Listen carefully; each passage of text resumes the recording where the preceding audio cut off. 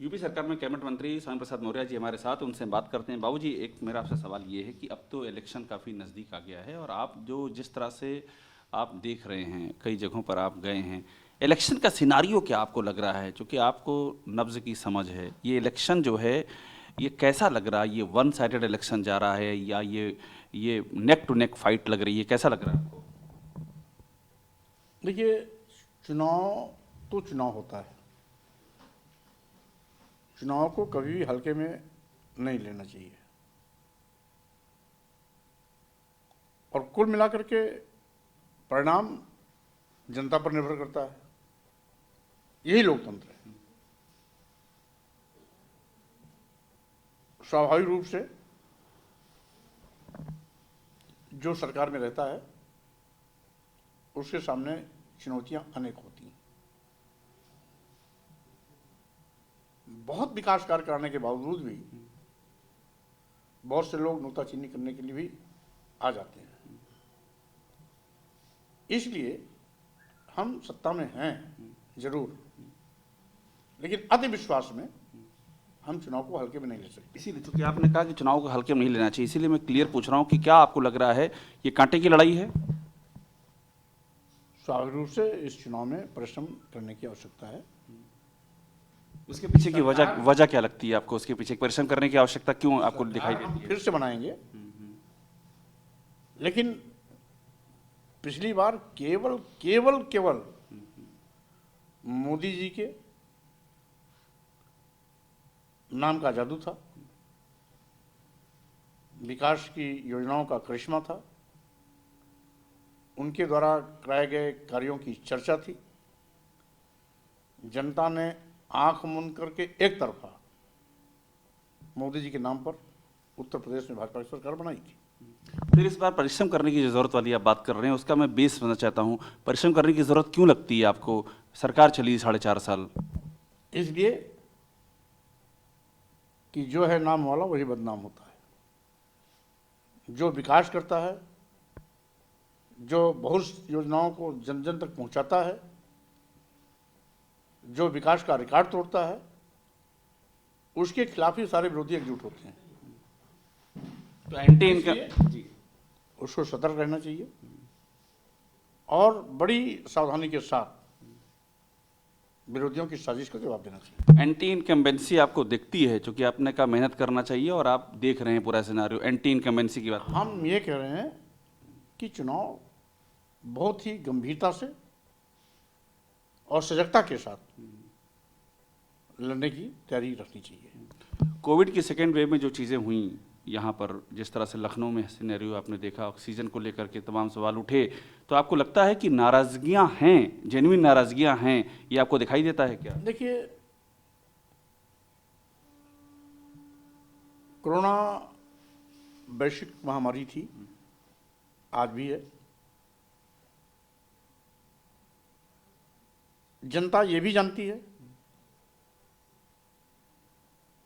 कि विश्व के सबसे विकसित देश America, great Britain, Germany, France, Italy, Spain, Mexico, Brazil जैसे देशों को औंधे मुंह गिरना पड़ा। सारी व्यवस्था चरमरा गई, बेतहाशा मौतें हुई, लेकिन उसके बावजूद 134 करोड़ की आबादी वाला भारत मोदी जी की सजगता, समय रहते प्रभावी कार्रवाई करना, इमरजेंसी फिर कोरोना कर्फ्यू लगाना, ये अपने आप में कोरोना महामारी को बहुत कुछ रोकने में कामयाब हुआ और मृत्यु आंकड़ा को भी इन तमाम विकासशील देशों की तुलना में आधे तिहाई से भी कम रहा।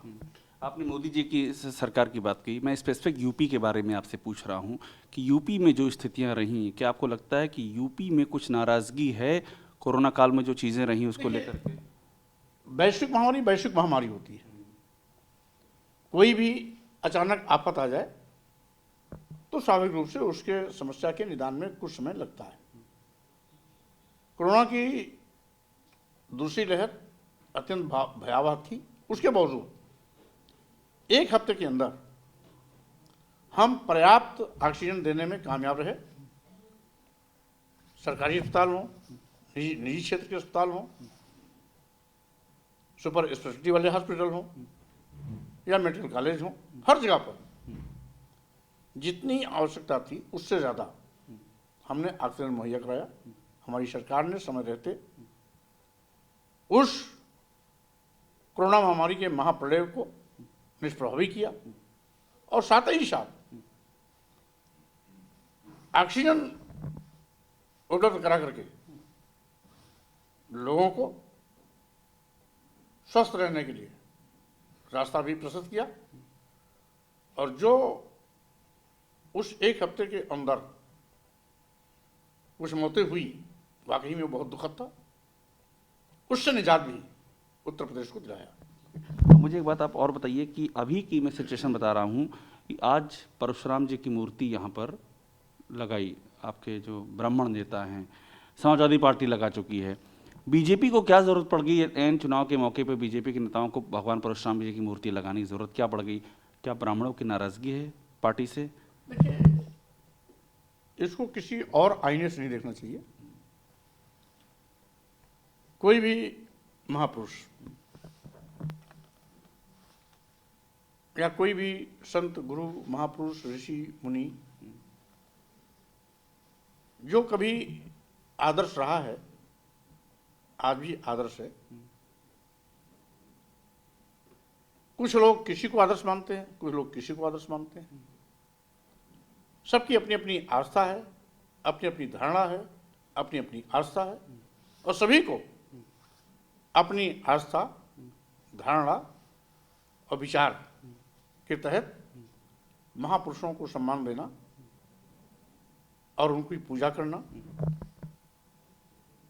ये लोगों की एक प्रकृति है, स्वभाव है। इसलिए परशुराम जी एक बड़े ऋषि, राजर्षि थे और साथ ही साथ बड़े तपस्वी भी थे। अगर उनका कोई भी व्यक्ति या कोई भी पार्टी मूर्ति स्थापित करती है, पूजा करता है, ये बहस का विषय नहीं है, इसे बहस का विषय बनाना भी नहीं चाहिए। तो एक बात और बता दीजिए, आपको ब्राह्मण बनाम ठाकुर जैसी यूपी में कुछ चीज़ दिखाई दे रही है? उसी को कंट्रोल करने के लिए सब चीज़ें हो रही हैं? क्या ब्राह्मण बनाम ठाकुर जैसा कुछ पूर्वांचल में आपको दिख रहा है? देखिए, भारतीय जनता पार्टी का मूल मंत्र ही है सबका साथ, सबका विकास, सबका विश्वास, सबका प्रयास। सर, जमीन पे क्या दिख रहा है? जमीन पर भी यही है। इसलिए आपस में भेद करने की कोशिश करने से मीडिया को बचना चाहिए। जमीन पे ऐसा कहीं कुछ नहीं। अच्छा, एक सवाल आपसे जुड़ा हुआ मेरा सवाल है, आपको लेकर के बहुत चर्चाएं इस समय उठ रही हैं कि स्वामी प्रसाद मौर्य कोई बहुत बड़ा कदम उठाने वाले हैं, स्वामी प्रसाद मौर्य समाजवादी पार्टी में शामिल हो सकते हैं, इसकी बहुत चर्चाएं हैं। क्या ऐसा है कि कहीं आग है इसीलिए धुआं उठ रहा है, ऐसा कुछ है क्या? देखिए, ये चर्चा केवल मीडिया और सोशल मीडिया का है। आप तक चर्चा आई है ये? लोग बताते हैं, जिस प्रकार से आप मुझे बता रहे हैं, इस प्रकार से और लोग भी बताते हैं। ज़्यादातर मीडिया के ही लोग बताते हैं, मीडिया के लोग ही पूछते हैं। और ये आज से नहीं, 4 महीने से चल रहा है। पर क्यों आपसे पूछा जाए कि आपकी कुछ तो कई बार लोग तो हमको ज्वाइन भी करा चुके हैं। तो इसलिए कौन क्या कहता है, कौन क्या करता है, हम किसी की जुबान पर लगाम नहीं लगा सकते। आपकी मुलाकात, लेकिन हम क्या करते हैं वो सब जगह जाहिर है कि हम नित्य प्रति पार्टी और सरकार के कार्यक्रमों में पिछले 3-4 महीने से लगातार व्यस्त चल रहा हूँ।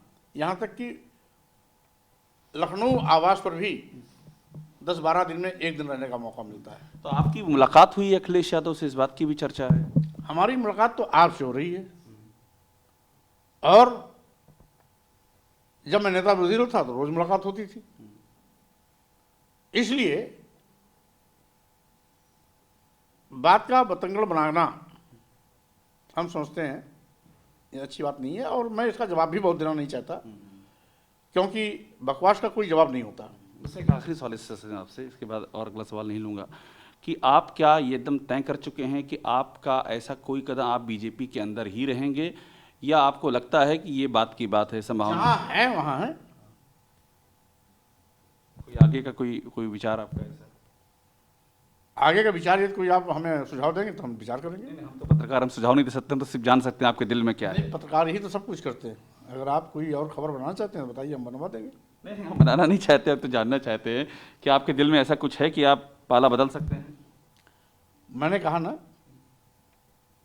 कि मैं जहाँ हूँ वहाँ हूँ। पर कब तक हैं ये नहीं बता रहे हैं।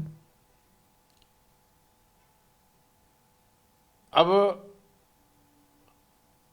मैंने बीएसपी छोड़ के आपको बताया था कि मैं बसपी छोड़ रहा हूँ, भाजपा में हूँ और भाजपा में रहूँगा, बस दरअसल। और आपका एक भाषण बड़ा चर्चा में था जो आपने माता सावित्री देवी फुले के उस अवसर पे दिया था, और आपने ये कहा कि सम्मान अगर नहीं हुआ तो मैं चुप रहने वाला नहीं हूँ। और मैंने देखो, ये कोई नई बात नहीं है, मेरी एक लंबी राजनीति है, और सम्मान स्वाभिमान के प्रति मैंने कभी समझौता नहीं किया, इसलिए वो हमारी थाती है, उसको कोई छीन नहीं सकता, और उसके बिना स्वामी प्रसाद मौर्य राजनीति में रह भी नहीं सकते।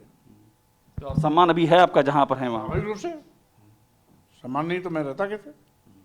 शुक्रिया। तो स्वामी प्रसाद मौर्य जी हैं कैबिनेट मंत्री, हर एक सवाल का जवाब दे रहे हैं, और ये एकदम साफ कह रहे हैं कि जो पब्लिक से कनेक्शन वाला स्थिति है वो इनकी लगातार जारी है, और अभी जहाँ पर हैं वो बीजेपी है, और बीजेपी के लिए कार्यक्रमों में लगातार शामिल हो रहे हैं।